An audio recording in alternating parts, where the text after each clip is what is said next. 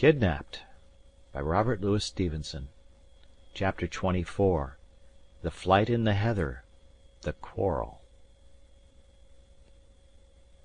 Alan and I were put across Loch Errocht under cloud of night, and went down its eastern shore to another hiding-place near the head of Loch Rannoch, whither we were led by one of the gillies from the cage. This fellow carried all our luggage and Alan's greatcoat in the bargain, trotting along under the burthen, far less than the half of which used to weigh me to the ground, like a stout hill pony with a feather. Yet he was a man that in plain contest I could have broken on my knee. Doubtless it was a great relief to walk disencumbered, and perhaps without that relief, and the consequent sense of liberty and lightness, I could not have walked at all. I was but new risen from a bed of sickness, and there was nothing in the state of our affairs to hearten me for much exertion, travelling as we did over the most dismal deserts in Scotland, under a cloudy heaven and with divided hearts among the travellers. For long we said nothing, marching alongside or one behind the other, each with a set countenance. I, angry and proud, and drawing what strength I had from these two violent and sinful feelings. Alan, angry and ashamed that he had lost my money, angry that I should take it so ill. The thought of a separation ran always the stronger in my mind, and the more I approved of it, the more ashamed I grew of my approval. It would be a fine, handsome, generous thing indeed for Alan to turn round and say to me, "Go, I am in the most danger, and my company only increases yours." But for me to turn to the friend who certainly loved me, and say to him, "You are in great danger, I am in but little. Your friendship is a burden. Go, take your risks, and bear your hardships alone." No, that was impossible, and even to think of it privily to myself made my cheeks to burn. And yet Alan had behaved like a child, and what is worse, a treacherous child. Wheedling my money from me while I lay half conscious was scarce better than theft, and yet here he was trudging by my side, without a penny to his name, and by what I could see, quite blithe to sponge upon the money he had driven me to beg. True, I was ready to share it with him, but it made me rage to see him count upon my readiness. These were the two things uppermost in my mind, and I could open my mouth upon neither without black ungenerosity. So I did the next worst, and said nothing, nor so much as looked once at my companion, save with the tail of my eye. At last, upon the other side of Loch Errocht, going over a smooth rushy place, where the walking was easy, he could bear it no longer, and came close to me. "David," says he, "this is no way for two friends to take a small accident. I have to say that I'm sorry, and so that's said.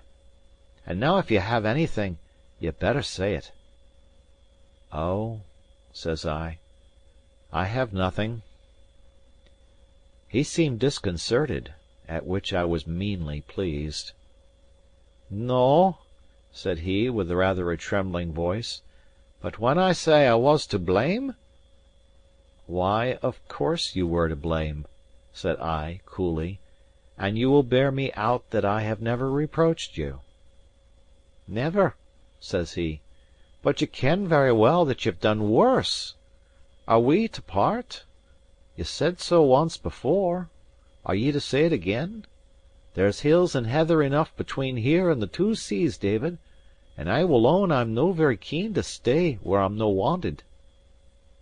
This pierced me like a sword, and seemed to lay bare my private disloyalty. "Alan Breck!" I cried, and then, "Do you think I am one to turn my back on you in your chief need? You dursn't say it to my face. My whole conduct's there to give the lie to it. It's true, I fell asleep upon the muir, but that was from weariness, and you do wrong to cast it up to me." "Which is what I never did," said Alan. "But aside from that," I continued, What have I done that you should even me to dogs by such a supposition? I never yet failed a friend, and it's not likely I'll begin with you. There are things between us that I can never forget, even if you can." "I will only say this to you, David," said Alan very quietly, "that I have long been owing you my life, and now I owe you money. You should try to make that burden light for me." This ought to have touched me, and in a manner it did, but the wrong manner. I felt I was behaving badly, and was now not only angry with Alan, but angry with myself in the bargain, and it made me the more cruel. "You asked me to speak," said I. "Well, then, I will. You own yourself that you have done me a disservice. I have had to swallow an affront. I have never reproached you. I never named the thing till you did. And now you blame me," cried I, "because I cannot laugh and sing as if I were glad to be affronted. The next thing will be that I'm to go down upon my knees and thank you for it. You should think more of others, Alan Breck. If you thought more of others, you would perhaps speak less about yourself, and when a friend that likes you very well has passed over an offence without a word, you would be blithe to let it lie, instead of making it a stick to break his back with. By your own way of it, it was you that was to blame, then it shouldnae be you to seek the quarrel." "Aweel," said Alan, "say no mair." And we fell back into our former silence, and came to our journey's end, and supped, and lay down to sleep, without another word. The gillie put us across Loch Rannoch in the dusk of the next day, and gave us his opinion as to our best route. This was to get us up at once into the tops of the mountains to go round by a circuit, turning the heads of Glen Lyon, Glen Lochay, and Glen Dochart, and come down upon the lowlands by Kippen and the upper waters of the Forth. Alan was little pleased with the route which led us through the country of his blood foes, the Glenorchy Campbells. He objected that by turning to the east we should come almost at once among the Athol Stewarts, a race of his own name and lineage, although following a different chief, and come besides by a far easier and swifter way to the place whither we were bound. But the gillie, who was indeed the chief man of Cluny's scouts, had good reasons to give him on all hands, naming the force of troops in every district, and alleging finally, as well as I could understand, that we should nowhere be so little troubled as in a country of the Campbells. Alan gave way at last, but with only half a heart. "It's one of the dowiest countries in Scotland," said he. "There's nothing there that I ken, but heath, and crows, and Campbells. But I see that you're a man of some penetration, and be it as you please."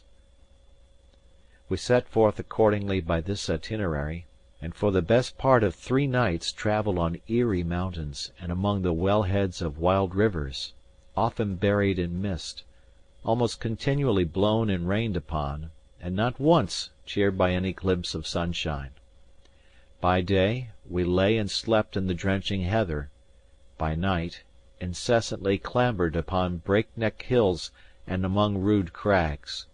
We often wandered; we were often so involved in fog that we must lie quiet till it lightened. A fire was never to be thought of. Our only food was drammach and a portion of cold meat that we had carried from the cage; and as for drink, heaven knows we had no want of water. This was a dreadful time, rendered the more dreadful by the gloom of the weather and the country. I was never warm; my teeth chattered in my head; I was troubled with a very sore throat, such as I had on the isle; I had a painful stitch in my side, which never left me; and when I slept in my wet bed, with the rain beating above and the mood oozing below me, it was to live over again in fancy the worst part of my adventures, to see the tower of Shaw's lit by lightning, Ransom carried below on the men's backs, Shuan dying on the round house floor, or Colin Campbell grasping at the bosom of his coat. From such broken slumbers I would be aroused in the gloaming, to sit up in the same puddle where I had slept, and sup cold drammach, the rain driving sharp in my face, or running down my back in icy trickles, the mist enfolding us like as in a gloomy chamber, or perhaps, if the wind blew, falling suddenly apart and showing us the gulf of some dark valley where the streams were crying aloud. The sound of an infinite number of rivers came up from all around. In this steady rain the springs of the mountains were broken up. Every glen gushed water like a cistern, every stream was in high spate, and had filled and overflowed its channel. During our night tramps it was solemn to hear the voice of them below in the valleys, now booming like thunder, now with an angry cry. I could well understand the story of the water kelpie, that demon of the streams, who was fabled to keep wailing and roaring at the ford until the coming of the doomed traveller. Alan, I saw, believed it, or half believed it, and when the cry of the river rose more than usually sharp, I was little surprised, though of course I could still be shocked, to see him cross himself in the manner of the Catholics. During all these horrid wanderings we had no familiarity, scarcely even that of speech. The truth is that I was sickening for my grave, which is my best excuse. But besides that I was of an unforgiving disposition from my birth, slow to take offence, slower to forget it, and now incensed both against my companion and myself. For the best part of 2 days he was unweariedly kind, silent indeed, but always ready to help, and always hoping, as I could very well see, that my displeasure would blow by. For the same length of time I stayed in myself, nursing my anger, roughly refusing his services, and passing him over with my eyes as if he had been a bush or a stone. The second night, or rather the peep of the third day, found us upon a very open hill, so that we could not follow our usual plan and lie down immediately to eat and sleep. Before we had reached a place of shelter, the grey had come pretty clear, but though it still rained, the clouds ran higher, and Alan, looking in my face, showed some marks of concern.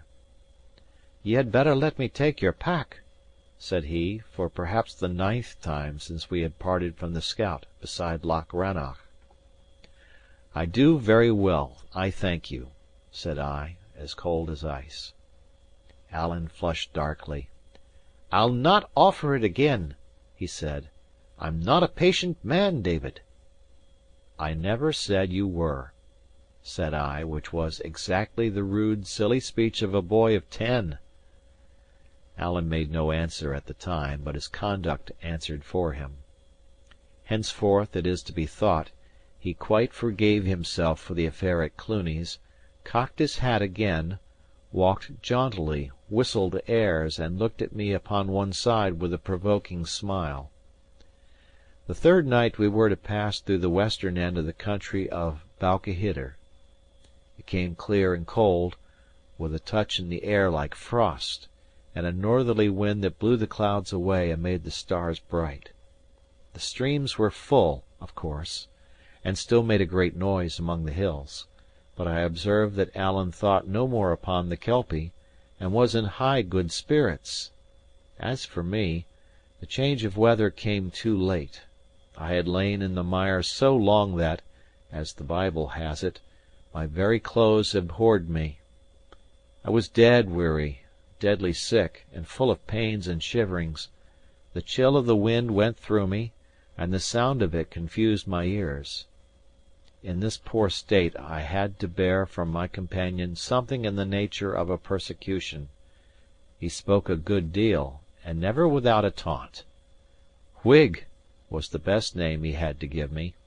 "Here," he would say, "here's a dub for you to jump, my Whiggy. I ken you're a fine jumper." And so on, all the time with a gibing voice and face. I knew it was my own doing and no one else's, but I was too miserable to repent. I felt I could drag myself but little farther.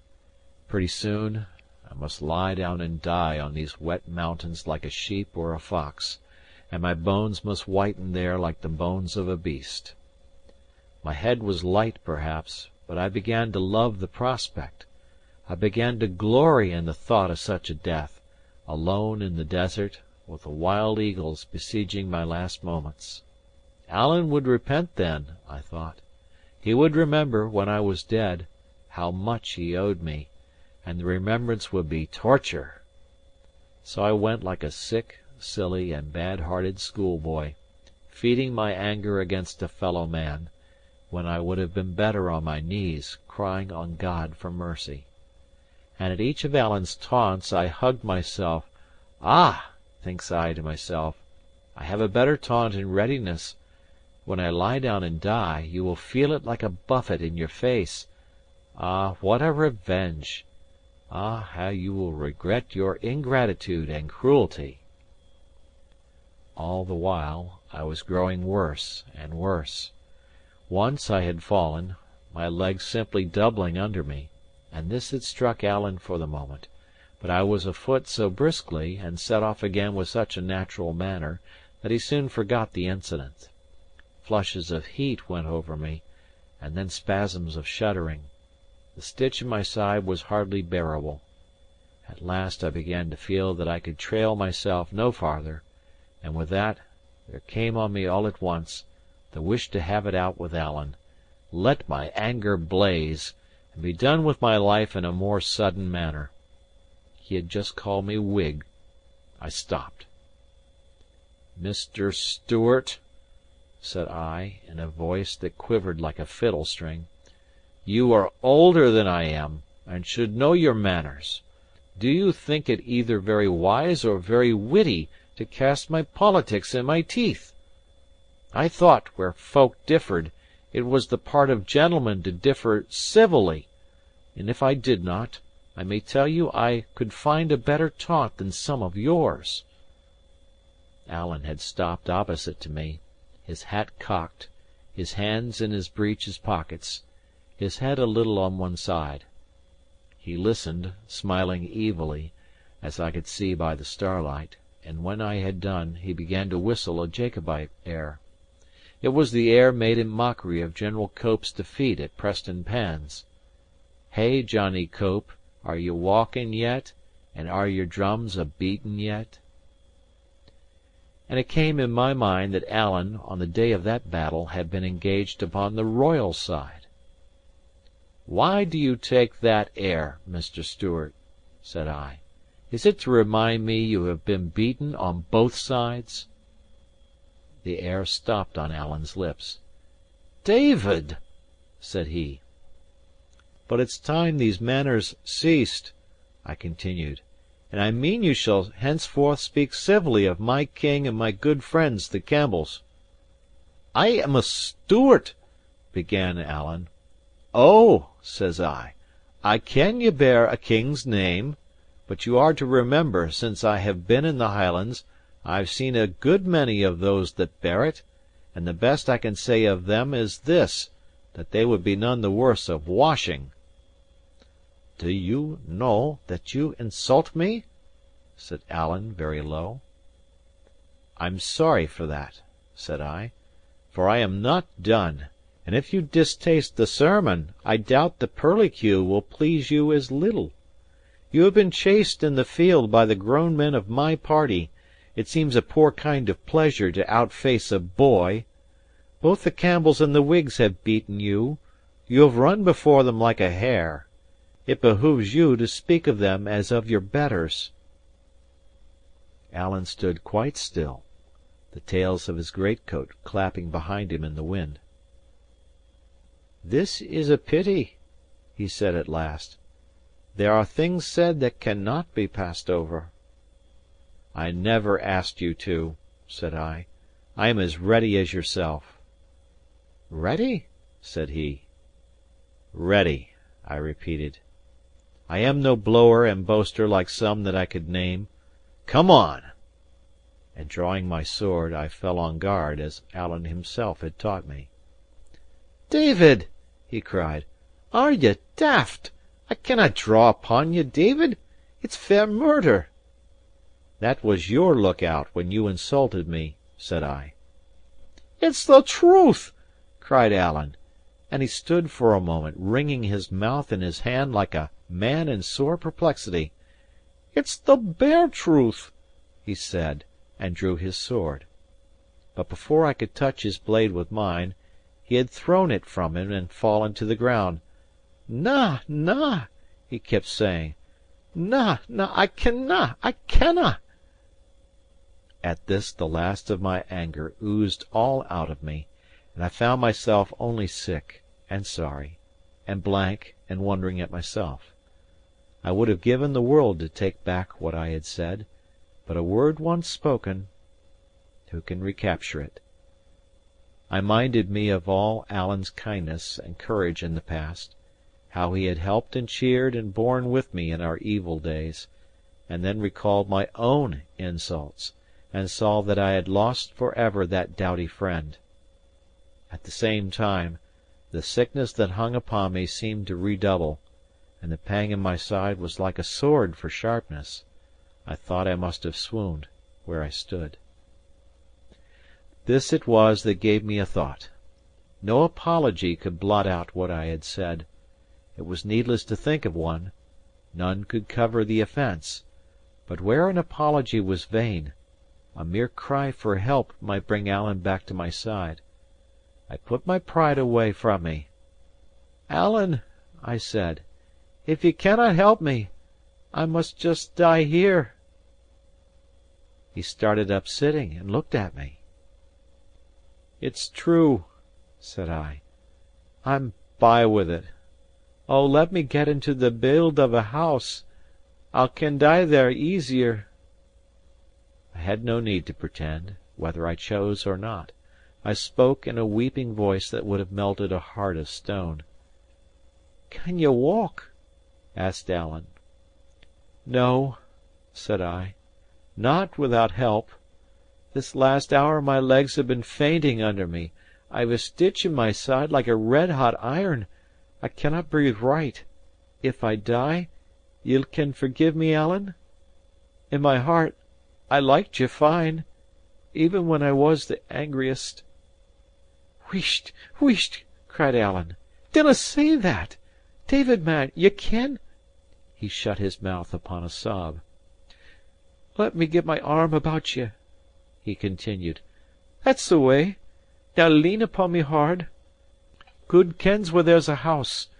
We're in Balwhidder, too. There should be no want of houses, no, nor friends' houses here. Do you gang easier so, Davy?" "Ay," said I, "I can be doing this way." And I pressed his arm with my hand. Again he came near sobbing. "Davy," said he, "I'm no a right man at all. I have neither sense nor kindness. I couldnae remember ye were just a bairn. I couldnae see ye were dying on your feet, Davy. You have to try and forgive me." "Oh, man, let's say no more about it," said I. "We're neither one of us to mend the other, that's the truth. We must just bear and forbear, man Alan.